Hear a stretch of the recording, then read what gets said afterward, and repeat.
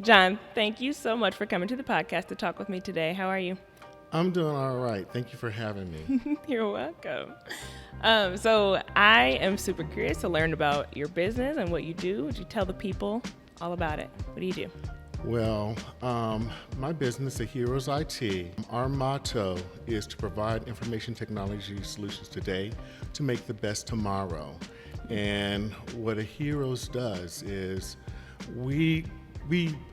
one of the key things that we've done, we've recently, and from 100Knoxville and from my mentor and other folks, we've come up with a new strategy. One of our initial strategies was mainly focusing on IT products and solutions, and those centered around IT project management, cybersecurity, training, and technical services, and things of that nature.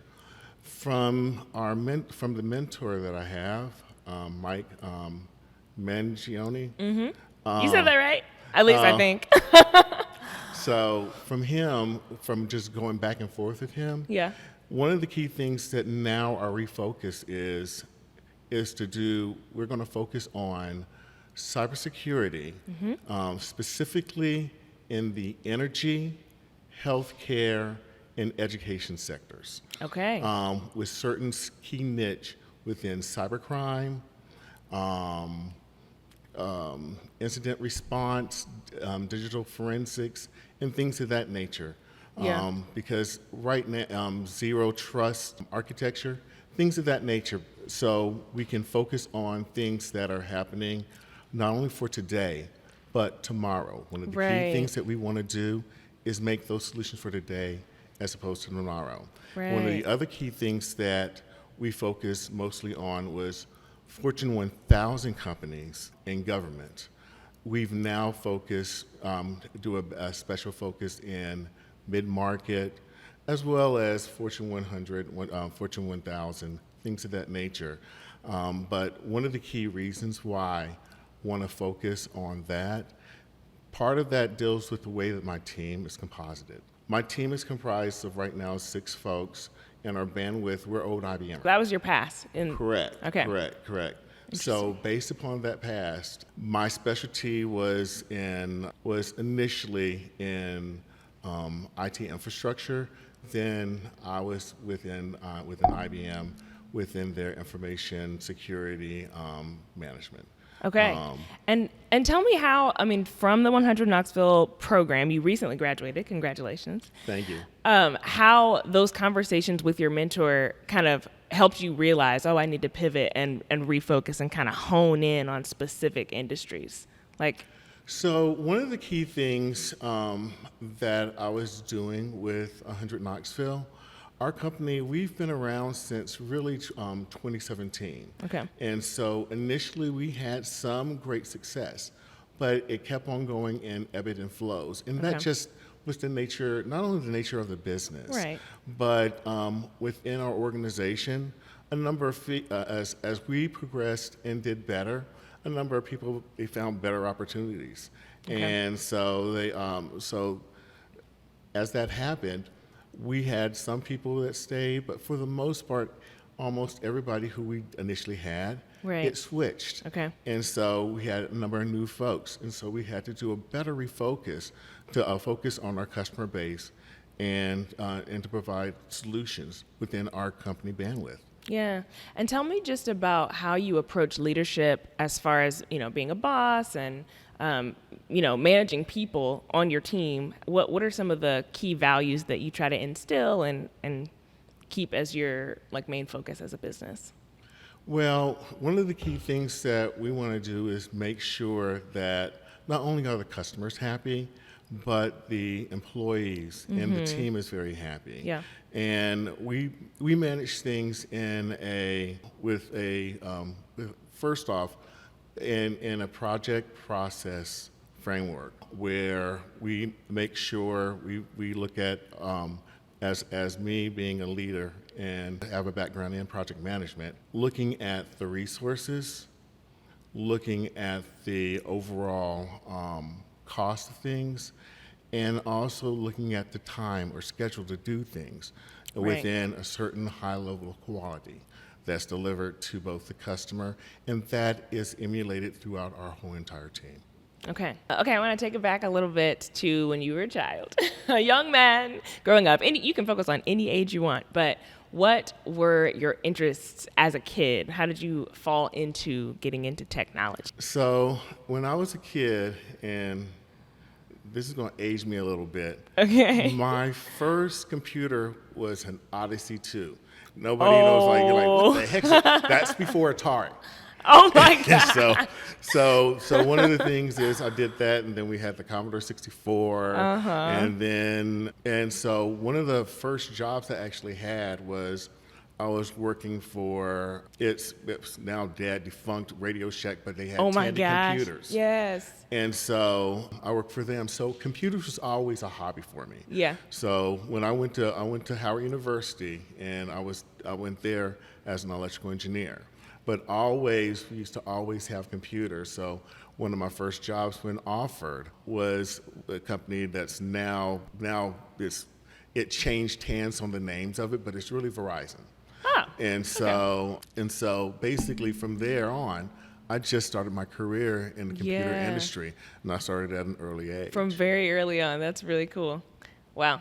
And tell me about your decision to go to Howard. I mean, you moved far away from home. You said you grew up in Knoxville. So Right. what went into... So one of the things that happened is I had the opportunity to go to Howard. Well, there was a couple of schools I was going to go to, Okay. and one was Howard, and one other one was Columbia University. Gotcha. And I was basically I wanted to experience. One of the key things is I was looking at Columbia University, Ivy League, or Howard University and HBCU. And so one of the key things after talking with very close family and friends and a particular person, Miss Alinger, because she went to both schools herself. No, she didn't. How? Yeah. What? Yes, Wow. yeah. And so she was like, well, you can make this choice. One of the key things is you want to give the Black experience.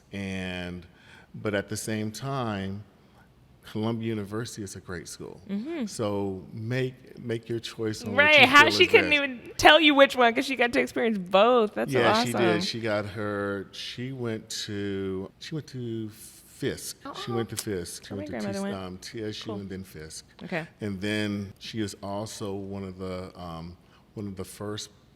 She was the first or the second black women that graduated from the graduate program of Columbia University. Wow. So, And what role did she play in your life? Remind me. Was she a mentor or just a friend? She was initially my father's teacher, and so it was one of those things Super that cool. as we used to always. She lived in Rockwood, Tennessee. Okay. And so used to always come over and say, "Hey, how you doing?" She's like, "Oh, can I have a popsicle? Can I?" So she was one of these folks. Yep. So That's really it's sweet. just somebody who I deeply respected and loved. Yeah. And what was your experience like at Howard once you made your decision? Howard University is it really is an experience. It's one of those things where I still have my relationships with my friends, colleagues, professors, even today. Yeah. I'm actually the president of the alumni club here. Okay. And so it's something that it's part of me. Yeah. And I'm sure you and And Candace we are have- the real HU. Yeah, okay. Sure, you and Candace talk about that all the time. 'Cause Oh I yeah, know she's a Howard girl. Candace. Oh yeah, Candace. Yeah. Mm-hmm. Okay, so we'll go back into the business stuff. What is one way that you try to stay ahead of the curve as you're coming up and dealing with things that change in the industry constantly? So one of the things that I did, and this was in the 90s. So after I graduated from Howard, and I wanted to, you can read things and all that stuff, but I wanted to get training. But I didn't want to pay all that money for all the training because your average Right. training course was anywhere between $2,000 to $10,000. Oh my God. And so one of the very first things I did was I became a certified technical trainer. Okay. And then signed up to be able to train with a number of companies, with Microsoft, at Citrix, with IBM, with a number of organizations, and so when they first come up with the technology before it is released to public, I get that information, and so a lot of that is I'm like either alumni or fellow level. So some of this I now get, and that's how I really stay ahead of the curve. Yeah, that's incredible. And speaking of those companies and the way that you've been able to build like a partnership with them, how have you been able to leverage their name and brand awareness in the community to help build your business? So it works in two ways. One way is I leverage. So the way that I do business with a number of the partners, like for instance, one of my key partners is IBM. And within IBM, because I'm an old IBMer, sometimes I can leverage some of the past relationships to get certain business. And also within IBM, they have certain competencies and proficiencies that you must have to satisfy to sell that product or service. Right. And so there's certain education that they have, and then there's certain support that they give to try to make whatever engagement successful. Yeah, and it's really cool. I mean, since you were an old IBMer, you get to not only just like leverage it for business, but I'm sure that those are relationships that are valuable to you. Oh yeah. You know? Oh yeah. I still talk to a number of my former colleagues all the time on a daily basis. Yeah, that's awesome. Yes. I mean, that just speaks to the value of like building relationships that are meaningful and building community so that you're not just an isolated island out there. Well, one of the key things is you can't be isolated. You can't do those things, especially even beforehand. You have to build those relationships and take those relationships to new levels to see from one part of the synergy to make for a customer's standpoint, to make one of the key models I have, make solutions today for the best tomorrow. Right. That basically means that we want the customer to be happy and be totally satisfied. Yeah. And that's something that we take pride in. Yeah. What was the 100 Knoxville cohort community like? Did you feel like that was a valuable piece of the program? Oh yeah. Or what? Oh yeah. One of the key things that when I initially started, when I was initially brought in, one of the key things that when I met Mike, I found out he went to Farragut. Oh wow! And so I went to Farragut High, and he went to Farragut. He was a couple of years after me and all this stuff. And I was like, "Hey, I said you went to Farragut. What extracurricular activities?" He goes, "I ran track." And I was like, "Oh really? I ran track too." So we just started talking about some of the coaches and things of that nature. Yeah. So we meshed perfectly together, and some of the insight that he gave not only made certain changes on how the direction that I'm doing.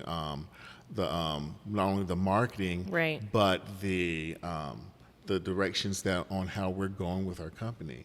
But there's certain partnerships that I know we're going to have as well. Yeah, wow. I'm glad that was a really valuable experience for you. Tell me what would you ask of the Knoxville community? How can we support you and your business and what you're doing? Well, one of the key things or just that's the people actually, one thing that's now happened in Knoxville is that there has been a change on where we're going. Knoxville is one of the few areas that you have a number of people, especially around the Knoxville Oak Ridge area. You have a number of people who have PhDs. Very smart, intelligent people. Yeah. The way that Knoxville has been, it's now going into a growing curve where, especially after COVID hit, a number of people are coming into this area, and it's flowing with a lot of brand new ideas, brand new values, and brand new things that's going to help the community and overall this area grow to be a better place. So what can I ask Knoxville to do? Do what it's doing right now. I mean, it's growing to a point to where innovation and big ideas are happening right now today. And it's one of those things where Aherios is going to grow with that. Yeah, it's exciting to be a part of. That's really awesome. Thank you so much for coming and talking with me. It was awesome to learn more of your story. Thank you for having me.